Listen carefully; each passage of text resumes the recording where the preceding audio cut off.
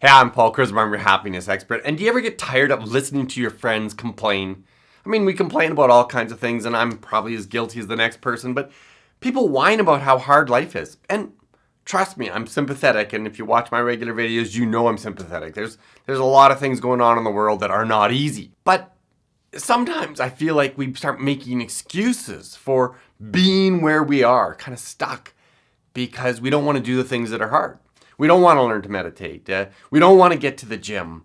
We don't want to tackle that resume and job hunt, get us to the better job that we actually really need and want, but it's hard.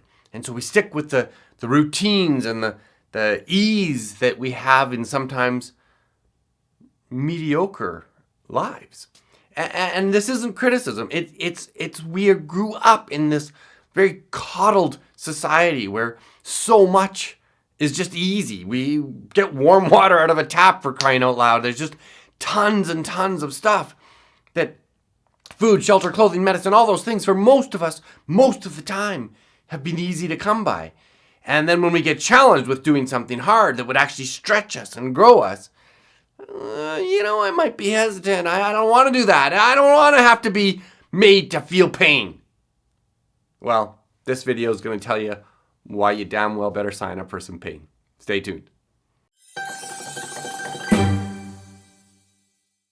As international public speakers and best-selling authors, stay tuned to hear Paul and Jackson teach the practical science behind happiness and success. So we've all heard it, right? All the gurus that challenge us to push harder, the personal trainer who yells at you, one more rep, and all that kind of stuff. And the idea that it's discipline and hard work is what gets us to where we want to go in our lives.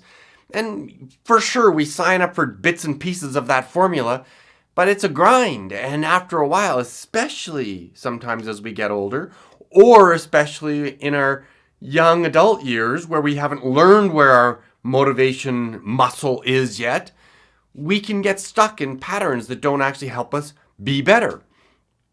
And I sometimes think some of the coaching on this front is over the top, that it's all about pushing ourselves to new and bigger challenges over and over and over and over again. And we may feel like it's relentless, that there's so much already pressuring us in our society to be awesome that just another darn thing just feels overwhelming. And one of the best examples, I think, that even I shy away from quite often is over and over again I've heard this advice: take a cold shower every single day. And I know that can be daunting for a lot of us. And the evidence may be, well, why would you bother? And there are some good things about it. You get a certain kind of new body fat that's good for your body, boosts the immune system, it shocks our hearts a little bit. And it just also shows us that the absence of pleasure and comfort is just not that bad. 60 seconds of cold water, anybody can handle it. But why? Why would we do this? Well, not just for those little benefits associated with that one example of taking a cold shower, but it teaches us that we can actually grow in our lives when we know that there's going to be discomfort in that growth process, right? And there's an interesting study that kind of intuitively, like so much of the positive psychology research does, it intuitively reflects back what we kind of instinctively know. That when we're aware that personal discomfort will take place as we go through some growing edge and learn something new, that awareness in and of itself, helps us be motivated to go and do that undertaking.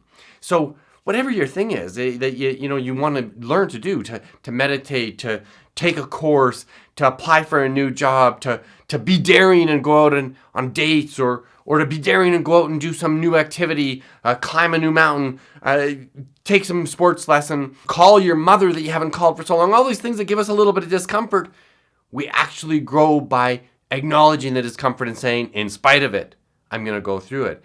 And the growth is greater when we do that. Our motivation is greater when we're aware of the discomfort and kind of think it through that that's what we're going to experience.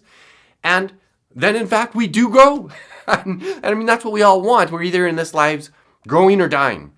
And so in small degrees, I'm encouraging all of you to say, what is it that I'm shying away from doing? What is it that I want that I'm not prepared to experience some discomfort to get? And maybe make a plan to, in small ways, in incremental tiny steps, accept the discomfort, go forward, start that new thing, and see what happens. The evidence would suggest that you will not only grow in that area that you were specifically interested in, but that you'll learn to grow better and be more comfortable with discomfort. And goodness knows the world is filled with challenges and hard things. So why don't we build the muscle to do them, accept them, and be content as we move through challenging times? That's it for this week. If you like this kind of content, click the like button, share it with friends and family, maybe your HR director, and we'll see you next week. Bye for now.